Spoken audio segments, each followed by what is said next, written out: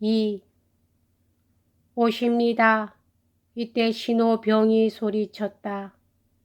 연대장은 얼굴을 붉히고 말 곁으로 달려가 떨리는 손으로 등자를 붙잡고 몸을 젖혀 사뿐 말에 올라타자마자 자세를 바로 잡고는 칼을 빼들고 행복스러운 듯 단호한 표정으로 입을 옆으로 조금 일그러뜨리고 호령을 할 준비를 했다.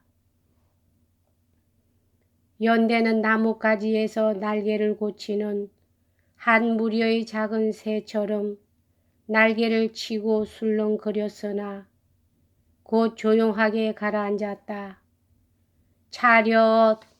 연대장은 넋을 잡아 흔드는 것 같은 목소리로 호령했다. 그 목소리는 자기에게는 즐겁게, 연대에 대해서는 준엄하게 울리고 마차로 가까이 다가오고 있는 상관에 대해서는 환영의 뜻을 나타내고 있는 듯 했다. 양쪽에 나무가 심어져 있는 자갈이 깔리지 않은 넓은 한길 저편에서 두 줄의 말이 끄는 하늘빛의 높은 비인식 포장마차가 가볍게 스프링 소리를 내면서 빠른 걸음으로 달려왔다. 마차 뒤에서는 수행원과 크로아시아인 기병의 호위대가 말을 달리고 있었다. 구투조프 장군 옆에는 오스트리아의 장군이 앉아 있었는데 그 하얀 군복이 러시아 병사들의 검은 옷 가운데 스쳐 기묘한 대조를 이루었다. 마차는 연대 앞에서 멈추었다. 구투조프와 오스트리아의 장군은 나직한 목소리로 무엇인가를 이야기하고 있었다. 구투조프는 마차의 발판에서 발을 육중하게 내디디었을 때 가볍게 미소를 지었다. 그 태도는 마치 숨을 죽이고 자기와 연대장을 응시하고 있는 2,000명의 병사는 안중에도 없는 듯 했다. 호령 소리가 울려 퍼지자 다시금 연대는 소리를 내어 진동하면서 받들어 총을 했다. 죽음과도 같은 교요 속에서 총사령관의 나지막한 목소리가 들렸다. 연대는 포효하는 듯한 소리로 각하의 건강을 빕니다 하고 외치고 나자 다시금 물을 끼얹은 듯이 조용해졌다. 연대가 동요하고 있는 동안 구투조프는 한 군데에 가만히 서 있었으나 여고 수행원을 데리고 흰 옷차림의 장군과 함께 걸어서 대열 사이를 돌아다니기 시작했다. 연대장이 상대편의 얼굴에 두 눈을 못 박은 채 허리를 반드시 펴고 조심스럽게 다가가며 총사령관에게 경례를 하는 태도라든지 몸을 앞으로 구부리듯이 하고 그 흔드는 듯한 걸음걸이를 자신이 억누르면서 장군들의 뒤에서 대열 사이를 돌아다니고 있는 모습이라든지 총사령관의 한마디 한 거동이 있을 때마다 굽실굽실하고 뛰어가는 품으로 미루어 보아 그는 분명 상관으로서 보다는 도리어 부하로서의 의무를 수행하는 데 보다 많은 쾌감을 느끼는 듯 싶었다.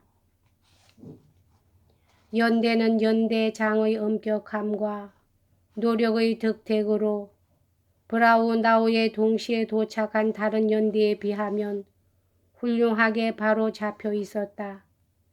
낙오자와 부상병은 불과 217명 밖에 없었다. 그리고 구두를 빼놓고는 모든 것이 정연하게 정비되어 있었다. 구투조프는 대열 사이를 빠져나가면서 이따금 발을 멈추고서 터키 전쟁에서 얼굴을 알게 된 장교며 때로는 병사들에게까지 두서너 마디 부드러운 말을 걸어주었다. 구두를 바라보고 그는 몇 번인가 침울한 표정으로 고개를 흔들고 이것에 대해서는 별로 누구를 나무라는 것은 아니지만 어쩐지 그 꼴 사나운 대가 눈에 띄어 견딜 수 없다는 듯한 표정으로 오스트리아 장군에게 그것을 가리켜 보였다. 연대장은 그럴 때마다 자기 연대에 관한 총사령관의 말을 한마디도 놓치기를 두려워하는 양 얼른 앞으로 뛰어갔다.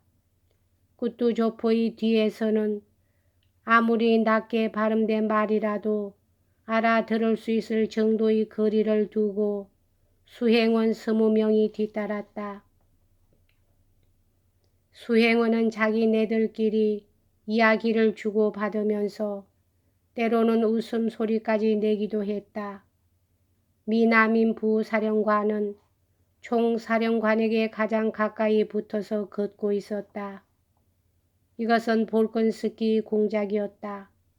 그와 어깨를 나란히 하고 가는 것은 동료인 네스비스키라는 굉장히 비만하고 훌쩍 큰 키에 호인답고 잘 웃는 아름다운 얼굴에 윤기가 도는 눈을 가진 영관이었다. 네스비스키는 자기 옆에 있는 거무튀튀한 경기병 장교가 자아내는 웃음을 간신히 참고 있었다. 경기병 장교는 웃지도 않고 눈을 고정시킨 채 조금도 표정을 바꾸지 않고 정색한 얼굴로 연대장의 등을 바라보며 그의 언동을 흉내내는 것이었다. 연대장이 몸을 떨면서 앞쪽으로 상반신을 구부릴 때마다 그도 또한 조금도 틀리지 않고 꼭 그대로 몸을 떨면서 앞쪽으로 상반신을 구부리는 것이었다. 네스비스키는 킥킥거리고 웃으면서 이 익살맞은 인간을 보라는 듯이 다른 사람들을 쿡쿡 찌르는 것이었다. 눈알이 튀어나올 만큼 열심히 상관을 지켜보고 있는 몇 천의 눈 옆을 꾸뚜조프는 어슬렁어슬렁 따분한 듯이 걸어갔다. 제3중대 앞까지 오자 그는 문득 걸음을 멈추었다. 이 갑작스러운 정지를 예상하고 있지 않던 수행원들은 하마터면 총사령관의 몸에 부딪힐 뻔했다. 오 찌모힌 하고 푸른 외투에 관한 일로 호되게 야단을 맞던 빨간 코의 대위를 알아보고 꾸뚜조프는 이렇게 말했다. 조금 전 연대장이 주의를 주었을 때 찌모히는 이 이상 수직이 될 수는 없으리라고 여겨질 만큼 몸을 꼿꼿이 펴고 서 있었다. 그런데 지금 총사령관이 그에게 말을 걸었을 때에도 만약 총사령관이 조금만 더 그를 바라보고 있었던들 도저히 견뎌내지 못하였을리만큼 몸을 곤두세웠다. 그래서 꾸뚜조프는 그의 입장을 이해하고 되도록 대위를 편하게 해주기를 바라는 마음에서 얼른 얼굴을 돌렸다. 부은데다가 부상 때문에 보기 흉하게 된 부석부석한 꾸뚜조프의 얼굴에 겨우 보일락 말락한 미소가 스쳐갔다. 이저마힐 공격 당시의 전우야 하고 그는 말했다. 용감한 장교지. 자네도 이 사람에게 만족하고 있나? 하고 꾸뚜조프는 연대장에게 물었다.